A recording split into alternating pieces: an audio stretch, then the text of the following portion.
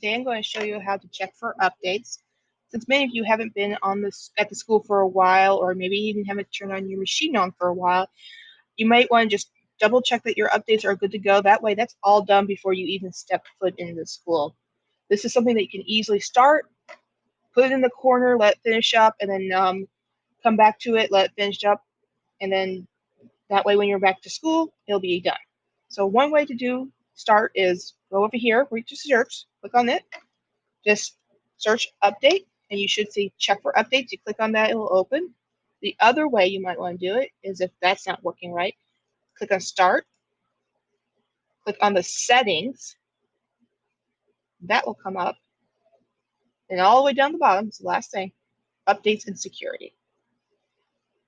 And it will come up, and you might have, or might already have a downloaded an update for you, and you might have to click restart.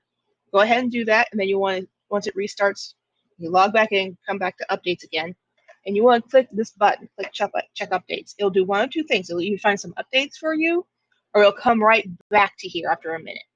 I would do this twice, because for some reason, every once in a while, we have found that we do it a couple times, we'll find another update. So keep clicking this until your updates are done, and you've done this at least twice, and it's come back to check for updates twice with no updates that need to be run. So I'm going to click on this so you can kind of just see what it does after you click check for updates. And I don't know if I have any waiting for me, but if I do, it'll start either A, automatically downloading, or it'll do this. Now, if you have like, you're going to a different, like, see how it says version 2004? If you're going to a next version level, it may be down below here. It might say something like download 1909 or 2004. Go ahead and click that.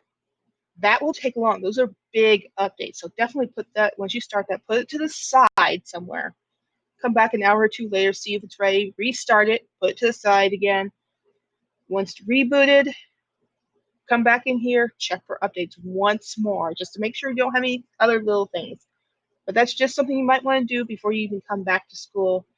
It will save you a lot of time in the long run, and you don't have to worry about your machine all of a sudden needing updates while you're trying to get through the first couple days of school.